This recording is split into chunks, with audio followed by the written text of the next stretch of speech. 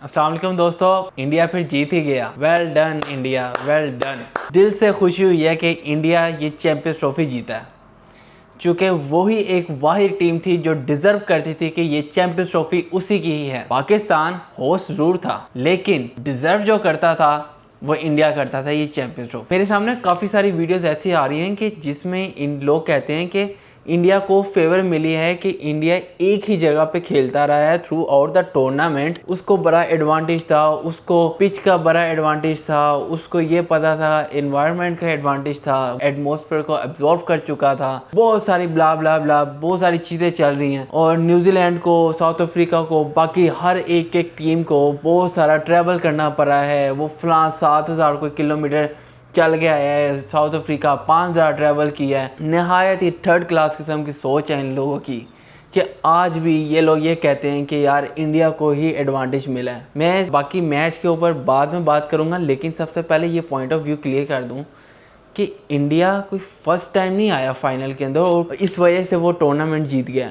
नहीं, ऐसा नहीं है बिल्कुल भी। पिछले 15 साल की हिस्ट्री उठा के देखो, 2011 के बाद कोई एक या दो टूर्नामेंट गिनती के ऐसे होंगे, कोई एक या दो टूर्नामेंट ऐसे होंगे जिसमें इंडिया स्टेज ग्रुप के अंदर बाहर हुआ है। बाकी कोई एक ऐसा टूर्नामेंट है ही नहीं जिसमें इंडिया स्टेज ग्रुप के अंदर बाहर हुआ हो।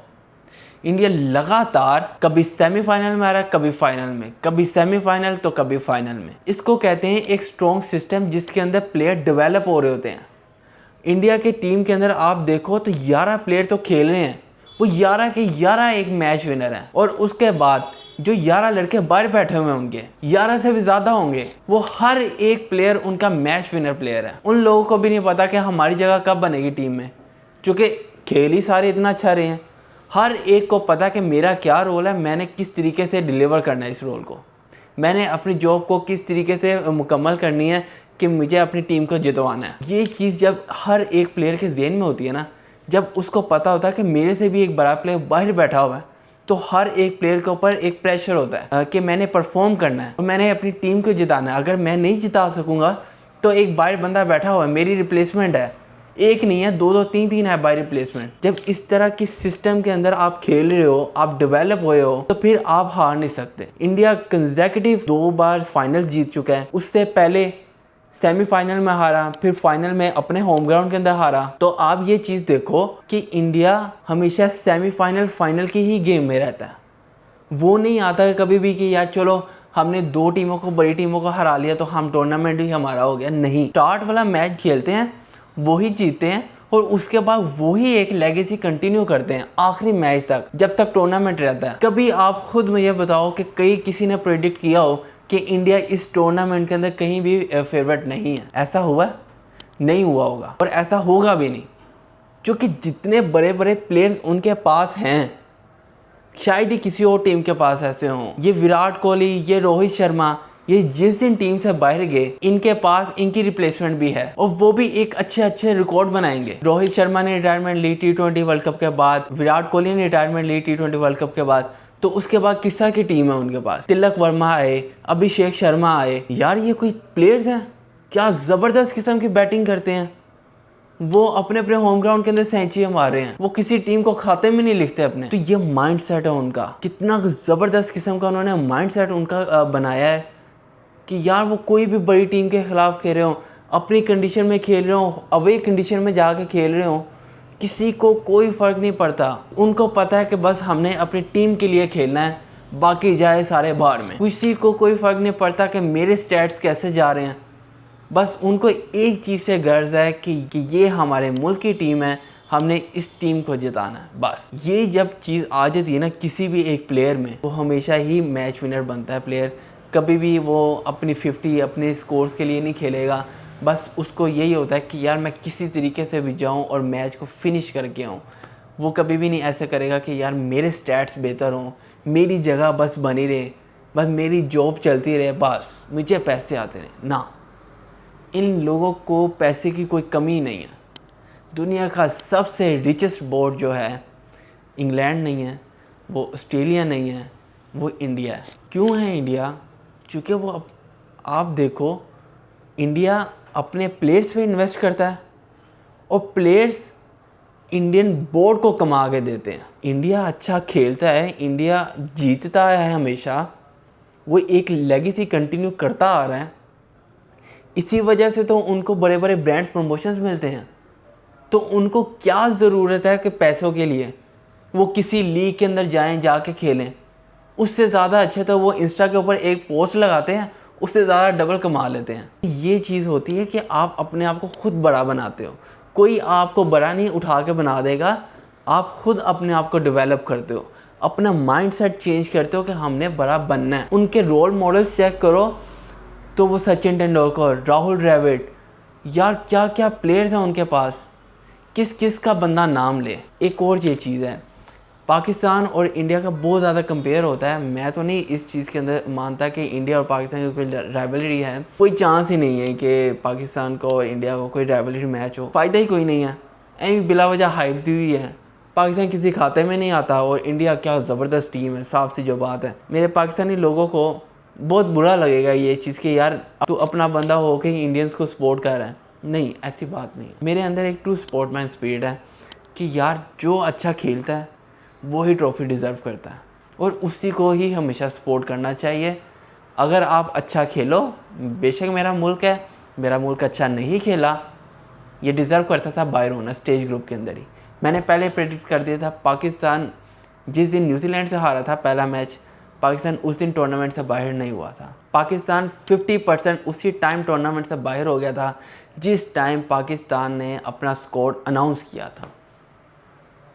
बात सिर्फ इतनी सी है, क्योंकि जब जब आप पर्ची लोगों को ही सपोर्ट करते रहोगे तब तक आपका हमेशा यही रिज़ल्ट निकलेगा।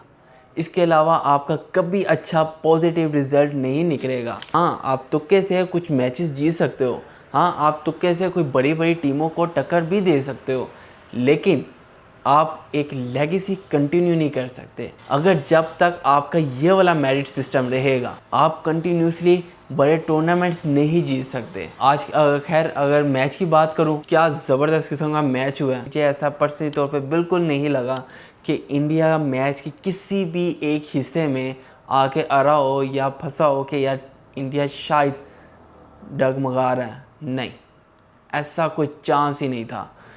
Through out the match, toss के बाद पहली बॉल से लेके जब इंडिया ने बॉलिंग स्टार्ट की और जब आखिरी बॉल के ऊपर उन्होंने चेस ख़त्म किया, तो उस टाइम से ही मुझे साफ पता था कि इंडिया मैच जीता हुआ। मेरी प्रिडिक्शन से ही साबित हुई है, सच्ची जो बात है। मैंने पहले ही कहा था कि इंडिया के 99.9% चांसेस है कि इंडिया ही ये चैम्पियंस ट्रॉफी जीतेगा। वो जो 0.1% जो मैंने चांस रखा था न्यूजीलैंड के लिए, तो वो मैंने इसलिए रखा था क्योंकि ये क्रिकेट है तो कुछ भी हो सकता है। तो जिस तरीके से इंडिया 2023 का वर्ल्ड कप खेलता हुआ आ रहा था, 10 के 10 मैचेस जीता और उसके बाद फाइनल आके हारा, क्योंकि ये क्रिकेट है, क्रिकेट बाय चांस है, कभी किसी का दिन होता है तो कभी किसी का नहीं होता। तो यही एक वजह है कि मैंने थोड़ा सा चांस रखा था न्यूजीलैंड के भी, क्योंकि जाहिर सी बात है वो भी तो खेलने के लिए आए हैं और वो भी इतनी दूर से ट्रैवल करके आए हैं। तो खैर न्यूजीलैंड, फिर भी मैं ये कहूँगा कि अगर आप स्टार्ट के ऊपर कैचेस कर लेते तो आपके चांस बन सकते थे, लेकिन खैर क्रिकेट बाय चांस है। हाँ, अगर आप लोग कैच ना छोड़ते, अगर आप कैचेस स्टार्ट में ही कर लेते, अच्छी बॉलिंग करते, तो चांसेस थे आपके भी कि आप इंडिया को ज़्यादा टफ टाइम देते। बेशक आप सेकंड लास्ट ओवर तक गए हो, लेकिन इंडिया फिर भी टॉप पे ही था। इंडिया का फिर भी अपर हैंड था कि वो इजीली मैच को फिनिश कर सकता है। सबसे बड़ी गलती ये थी कि सेंटनर को टॉस जीतने के बाद बैटिंग नहीं करनी चाहिए थी, उसको चेस की तरफ जाना चाहिए था बजाय कि पहले टारगेट देने की तरफ।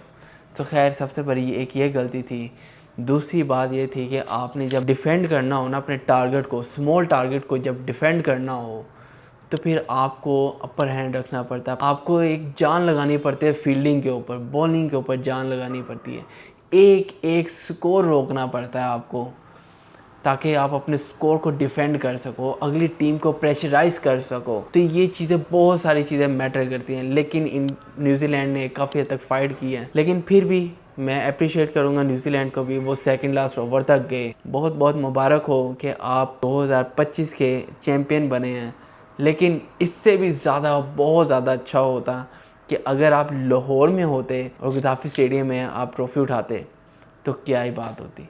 आप वो मंजर देखते पाकिस्तान में भी जो आपने मरीन ड्राइव के ऊपर मुंबई में आपने देखा था, ये वही सेम टू सेम मंज़र आप लाहौर में भी देखते। आप लोग को बिल्कुल अभी आइडिया नहीं है कि पाकिस्तान में इंडियंस के कितने सपोर्ट करने वाले बैठे हैं, इंडियन क्रिकेटर्स के कितने सपोर्टर्स यहाँ पे बैठे हैं। आप अभी फ़िलहाल इमेजिन भी नहीं कर सकते। एक बार कभी पाकिस्तान ज़रूर आएँ और उसके बाद आपको पता चलेगा कि पाकिस्तान किस तरह का मेज़बान है। मैं चैम्पियंस ट्रॉफ़ी होस्ट की बात नहीं कर रहा, मैं एक ओवरऑल मेज़बानी की बात कर रहा हूँ कि पाकिस्तान जिस तरह मेहमानों को ट्रीट करता है।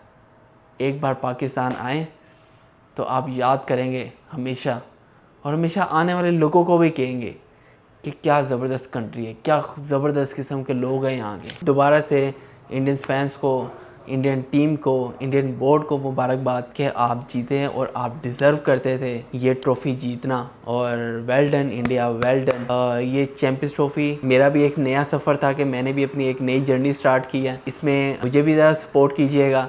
और खैर आपसे फिर इंशाल्लाह मिलता हूँ आपसे अगली वीडियो में, तब तक के लिए अल्लाह हाफिज़।